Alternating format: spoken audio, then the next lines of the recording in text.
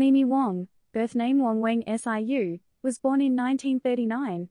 She was the offspring of her father's second wife. According to articles that covered her case, it was said that Wong had an unhappy childhood since her birth. Wong's father died of unknown causes when she was 11 months old. Her biological mother Leung Kwan-fong was so poor that she was unable to continue taking care of Wong, which led to her being sent to live with her father's first wife Hoa Sung and her 9 half-siblings. Other than poverty, Wong suffered abuse from Ho and her siblings, who verbally and physically abused her at every moment, even at times in the presence of Wong's birth mother. Whenever it was mealtime, Wong's 9 half-brothers and half-sisters were allowed to eat first, while Wong was not allowed to join them. She would only be given leftovers once the whole family finished eating. Wong did not have a chance to go to school during her childhood. She started to work at age 14, first becoming a factory worker to support herself. Despite this, Wong continued to live in extreme poverty. In 1956, the year she turned 17, Wong Siu was invited to a picnic by a friend. During this time, she first met a HDB sweeper named Sim Woh Kum, who was 6 or 7 years older than her. Sim was also working as a school canteen stallholder at the time he first knew Wong. Subsequently, both Wong and Sim became romantically involved. The couple dated for the next 2 years before they married in 1958. In that same year, both Wong and Sim welcomed their first son. Their second son was born 4 years later in 1962. However, the marriage slowly became marred by marital issues and arguments. Wong, who possessed a bad temper since she was young, and with a family history of mental illnesses, was said to have frequently abused her husband, and would not hesitate to arm herself to physically assault Sim whenever their arguments turned violent. Sim, who was a naturally mild-tempered person, often silently endured these physical abuses, which at one point left a scar on his forehead. He even ran out of the house numerous times whenever Wong picked up a knife or wooden rod with intent to pick a fight. Wong even went as far as to abuse her own mother-in-law, which led to her being considered an empress daughter-in-law.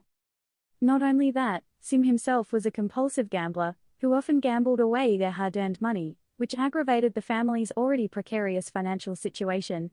The gambling habit would cost Sim his job and the family's life savings. This forced Wong to take up part-time jobs to support their family, including a stint at a bar as a hostess.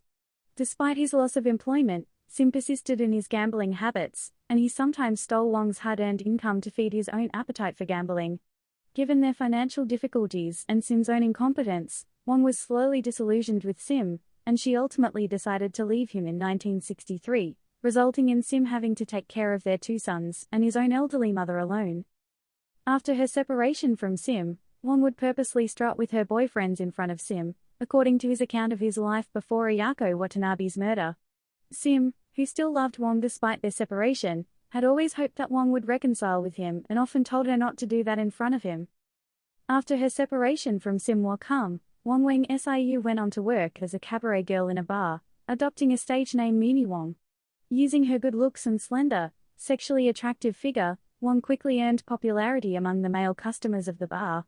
Wong's reputation was so huge that she even became the queen of all bar hostesses in Singapore. In 1966, 3 years after she first started her bar hostess career, Wong first met Hiroshi Watanabe, an engineer and high-ranking member of a Japanese corporation. Hiroshi was first sent to Singapore in January 1966 and was first assigned a job to carry out a reclamation project in the eastern part of Singapore. His wife and 3 children, a son and 2 daughters, remained in Japan. When they first met, Hiroshi instantly became attracted to Wong. He would later on frequently go to the bar to patronize it, just to engage in entertainment with Wong, who slowly became attracted to Hiroshi as well. They later became lovers, though Hiroshi himself could not bear to abandon his wife for Wong, for he still harbored feelings for his wife despite the infidelity, and Wong herself knew that their illicit relationship will not end well given Hiroshi's status as a married man. Eventually, Wong became pregnant with Hiroshi's child. Despite asking for money from Hiroshi for an abortion, Hiroshi declined her request by claiming that he had no cash. Wong later traveled to Penang for an abortion. Despite this, the two maintained their relationship. Simultaneously, in 1968, 2 years into her relationship with Hiroshi, Wong met a Hong Kong businessman, who also fell to her feminine charms and started a relationship with Wong. Wong later separated from Hiroshi and stayed together with the businessman in Hong Kong. Despite this, she continued to communicate with Hiroshi, who still remained in Singapore, in love letters. Wong's relationship with the businessman did not last long, as when the man found out that Wong was pregnant with his child, he drove her out of his house. This time, Wong did not abort the fetus, and in 1969, after she returned to Singapore, she gave birth to a daughter. She temporarily took up a job as a social escort to eke out a living. Aside from her return to Singapore, Hiroshi continued to visit Wong, who officially became his mistress. For every month, Hiroshi gave her $200 out of his income to support her, and he rented a room at Alexandra Road for her. A few months later, the couple moved to Everett Road and lived together with Wong's daughter, and Wong also hired a servant to tend the house. In late 1969, 3 years into his relationship with Mimi Wong, Hiroshi Watanabe decided to admit to his wife that he indeed had an affair with another woman. According to Hiroshi, his wife did not approve of his affair with Wong. Hiroshi could not end the relationship immediately, as he knew that Wong had a bad temper besides being able to drink a lot of alcohol. When Wong became aware of this, Hiroshi was given some hints from Wong that something drastic would happen to his wife or him or his family if he ever dared to cut off ties with her. By then, Hiroshi did harbor thoughts of leaving Wong as he could not bear to leave his wife and children, but he was afraid of what Wong would do if he really ended the affair. Hence, Hiroshi decided to persuade his wife to come to Singapore with their children, to meet up with Wong. When she received news that Hiroshi's wife would be coming to Singapore with their 3 kids, Wong was enraged to hear this and abused Hiroshi. Gradually, it took some time for Hiroshi to finally persuade Wong to meet his wife and children. On the 23rd of December 1969, Hiroshi's wife Ayako Watanabe and her 3 children arrived in Singapore by flight. Hiroshi took his family to Everett Road where they first met Wong and her daughter. Despite welcoming the family into the house and treating them nicely, Wong was writhing in jealousy behind this facade of kindness and politeness. Subsequently, the Watanabe family went to live in a rented house in Jalan Sea View. Despite her hatred and envy, Wong tried her best to be nice towards the family, and even offered sweets to Hiroshi's 3 children, who called her Obasan, which meant aunt in Japanese. In fact, when she saw Hiroshi's loving and warm attitude with his wife and children, she could not bring herself to do anything to tear apart the family despite the jealousy. However, on New Year's Eve, after a party, Hiroshi came back intoxicated with too much alcohol, and during his drunken conversation with Wong, he allegedly said that his wife called Wong a prostitute. This greatly offended Wong. In combination with her prior jealousy, Wong could not resist her emotions any further. Wong went back to her estranged husband Sim Woh Kum, then aged 37, to tell her about her plans to kill Ayako. Wong even offered Sim some money if he could help her to do the job. Despite his own reservations about committing murder, Sim decided to accept the offer for he still loved Wong and he was facing huge financial troubles while alone taking care of his mother and 2 sons. On the 6th of January 1970, Wong and Hiroshi shared a dinner at their Everett Road house. Wong asked Hiroshi if he could spend the night with her. Hiroshi declined, saying that he would be working overtime, and once he finished his work for the day, he would go back to Jalan Sea View to spend the night with his family. Upon hearing this, Wong realized this was a good chance for her to get back at Ayako. Both Wong and Sim went together to the Jalan Sea View house where the Watanabes were spending the night. Wong brought along a pair of gloves and a knife, while Sim took a tin half filled with toilet cleaning liquid, in order to pretend to be a toilet cleaner coming to clean the house. When Ayako saw Wong and Sim, she asked the woman what she wanted. After hearing Wong telling her that she had brought a worker to repair a broken toilet basin, Ayako allowed them in. While the 33-year-old Japanese woman was welcoming her visitors into the house, the Watanabe's eldest daughter, 9-year-old Ayako Watanabe, was inside her bedroom with her 2 younger siblings, a boy and a girl, and she could not fall asleep despite her efforts to do so. Just then, she heard someone screaming. Ayako opened her bedroom door and looked out. She was horrified to see her mother being attacked by both Sim and Wong inside the toilet. Sim had earlier threw some of the toilet cleaning liquid inside Ayako Watanabe's eyes, and covered her mouth, not without getting bitten on the finger, to stop her from shouting, while Wong used the knife to stab at Ayako. Ayako shrieked out of shock and cried over what happened, which attracted the attention of both Wong and Sim.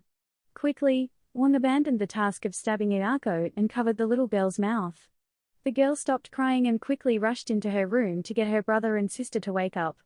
After which, Ayako ran out and get to her mother, who was bleeding massively and died shortly after staggering towards her eldest daughter. By then, Wong and Sim were also seen running out of the house and escaped. Wong went to her Ama to temporarily seek refuge while Sim went to his friend's flat to ask him to rent a room for Wong. According to some witnesses who encountered Wong before her arrest, they claimed that Wong, who took her daughter with her during her escape, told them that she had stabbed a Japanese woman while drunk.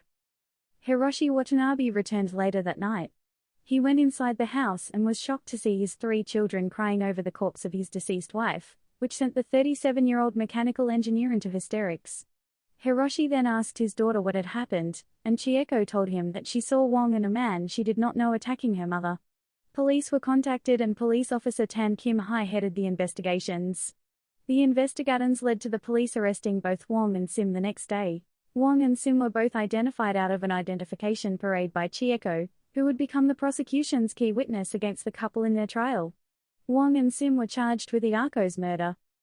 Meanwhile, the corpse of Ayako was taken to the mortuary, where forensic pathologist Zhao Zi-cheng examined the body. Professor Zhao found 2 knife wounds on Ayako Watanabe's neck, and 1 to her abdomen, along with a few others. There were 2 fatal wounds that caused the woman's death, 1 to the neck and 1 to the abdomen. Zhao also made a certified finding that the woman died around 5 to 6 minutes after the fatal wounds were inflicted on her, which cut through the major blood vessels and caused her to die. Professor Zhao was also certain that these wounds were not self-inflicted by Ayako in the form of suicide, given that she was not a left-hander and these wounds were mainly located on the right side, making it hard for her to stab herself with the left hand. He was also certain that there were other people in the toilet where they died, thus fitting the notion that Wong and Sim had done the killing together. In November 1970, the trial of Mimi Wong and Sim Woh Kum began to take place. The prosecutor prosecuting the couple was Francis Xiao. Lawyers N.C. Goho and John Tan Ko-young were assigned to represent Wong and Sim respectively in their defense. At the trial, both Wong and Sim accused each other of masterminding the murder. Wong accused her husband for being the sole person who killed Ayako. She said that when she was fighting in the toilet with Ayako, Sim separated them both, and he stabbed the victim when she left the bathroom. Aside from this, she even put up a defense of diminished responsibility, stating that she was intoxicated with alcohol at the time of the crime. Additionally, Wong's psychiatrist, Dr. Won Yip-chong, also claimed that she had caught the Japanese encephalitis virus from Hiroshi and thus suffered from a viral brain infection at the time of the killing, which impaired her mental responsibility. However, the prosecution psychiatrist stated that Wong was of sound mind when she killed Ayako. On the other hand, while Sim initially confessed to the police that he indeed helped his wife to kill the victim, he denied helping to kill and instead stated that he tried to stop the 2 women from fighting, and because he was using his hands to separate the 2 women, he got bitten on his right hand by Ayako, who was being stabbed by Wong during the scuffle. A psychiatrist was also called to testify about Sim's character, saying that he was a well-mannered and also a simple, naive individual. Sim even accused Wong of being a gang member of the Red Butterfly Gang, which consisted of female triad members. After a trial lasting 26 days, on the 7th of December 1970, High Court Judge Tan Ah-ta pronounced the verdict in court. Wong and Sim were found guilty of murder and sentenced to death for murdering Ayako Watanabe. The 2 judges, Tan Ah-ta and Shaw Singh, found that Wong was indeed in control of her mental faculties and thus was not mentally abnormal at the time of her crime, and had intended to murder Ayako out of jealousy over the possible breakup Hiroshi would initiate with her. As for Sim, the judges felt that he should take full responsibility of committing the murder since he shared the common intention with Wong to do the act, hence they sentenced him to death together with Wong. After she was sentenced to death, Mimi Wong was transferred to Changi Prison, where she was incarcerated on death row while pending her appeals and possible execution. Wong's appeal was first heard in March 1972, with prominent lawyer David Saul Marshall arguing her appeal on her behalf. Wong's appeal was heard in the same court as Sim's. In the appeal, among the 11 grounds of his appeal, Marshall mainly argued that the trial judges did not give equal weight of consideration when they faced the parts of evidence that were in Wong's favor, including her evidence of diminished responsibility. Marshall also said there was an error for the judges to determine that Wong had indeed stabbed Ayako Watanabe with the intention to cause her death or any bodily injury that resulted in death, and thus he said Wong did not receive a fair trial. In response, the prosecution argued that Wong had indeed premeditated the murder of Ayako and stated that she did not suffer from abnormality of the mind from her awareness to quickly clean the blood from herself and her clothes after the killing and prior knowledge of Ayako's prowess in martial arts, which was why she brought Sim along. After hearing the appeal, The three judges from the Court of Appeal, T. Zikaram, Frederick Arthur Chua and Wee Chong Jin, then Chief Justice of Singapore, rejected Wong's appeal on the 23rd of July 1972, as they were satisfied that there was no miscarriage of justice in Wong's case. Sim also lost his appeal on the same day, as the judges found that he, unlike what his lawyers argued, indeed shared a common intention with Wong to kill Ayako, and he thus should be guilty of murder. Both Sim and Wong then filed for a special leave to appeal to the Privy Council in London. Their requests were denied by the Privy Council. Marshall then applied for an appeal to the President of Singapore for clemency, imploring the President to commute Wong's death sentence to life imprisonment, on behalf of humanitarian grounds, Wong's life of poverty and pitiful childhood, and a chance to rehabilitate Wong, whom he claimed had wanted to repent for what she did and became committed to religion in prison. However, on the advice of the Cabinet, President Benjamin Shears declined to grant Wong clemency and dismissed her petition on the 23rd of July 1973, hereby finalizing Wong's death sentence. Wong's case was subsequently assigned to the then Chief Justice of Singapore Wee Chong Jin, who would fix a date for Wong to be executed, to which the sentence would be carried out within the next 3 weeks after a clemency plea is rejected. Similarly, the clemency appeal of Wong's accomplice Sim Woh Kum was also rejected. Eventually, Wong's execution was scheduled to take place on the 27th of July 1973. Sim's execution was also ordered to be carried out on the same day as well. While she was appealing against her sentence and awaiting her execution, Wong continued to spend the remaining years of her life in solitary confinement at death row. According to Johar Haji said, the wife of a Changi prison officer, Wong was described to be a difficult inmate who often behaved in bizarre ways, notably stripping herself naked at times in the prison. Often, the advice from the prison guards to put on her clothes fell on deaf ears, and Wong would also take an opportunity to throw urine at the prison wardens every time it happened. Johar added that, when such things happened, her husband Darshan Singh, who was also the prison complex's chief executioner, would step in to try to calm her down. Often, it was shown that Singh was the only person capable of calming Wong down and dissuading her from her unruly behavior. According to Singh's wife, her husband would say, "Mimi, wear the blanket and cover yourself. Don't do this or you won't be beautiful anymore," and she would listen to him. Apart from these experiences, Wong and Singh formed an unlikely friendship with each other during Wong's stay on death row. During this time, Singh's other colleagues from the prison often joked that Wong was his girlfriend, and Singh apparently did not mind them. Singh's wife Johar also added that her husband was a very charming man, especially with women. Additionally, Wong converted herself to Christianity while in prison. She embraced her Protestant faith and spent her time reading the Bible in her cell. On the 27th of July 1973, nearly 3 years and 7 months after murdering Ayako Watanabe, and 5 days after losing her plea for clemency, 34-year-old Mimi Wong and her 40-year-old husband Sim Woh Kum were both hanged at dawn, with executioner Darshan Singh carrying out the executions. On the same day of Wong's execution, another convicted murderer, Osman bin Ali, a gardener who killed a cook and a namar in Leedon Park in November 1970, was executed at around the same time as Wong and Sim's executions. Before she was executed, Wong requested to die while wearing her wedding gown from her past marriage with Sim. Her final wish was granted, and thus she wore it while the executioner hanged her by the neck until she breathed her last. It was said that before her execution, Wong had made a wish to become lovers with Singh in her next life, and take him with her. Mysteriously, after Wong entered the gallows, Singh fell extremely ill for over a month after executing Wong, and he was hospitalized for the first 2 weeks in Toa Payoh Hospital. After her execution, Wong was buried side by side with Sim in an unspecified cemetery. Her daughter, then 4 years old, placed flowers on her grave, with a note that contained a message, "To my beloved mother." The couple's 2 sons were being taken care of by social welfare organizations, while Sim's mother was cared for in an elderly residence home, where she lived out her life there. In the aftermath of the case, both Mimi Wong and Sim Woh Kum were considered to be the first couple to be sentenced to death and executed in Singapore since its independence.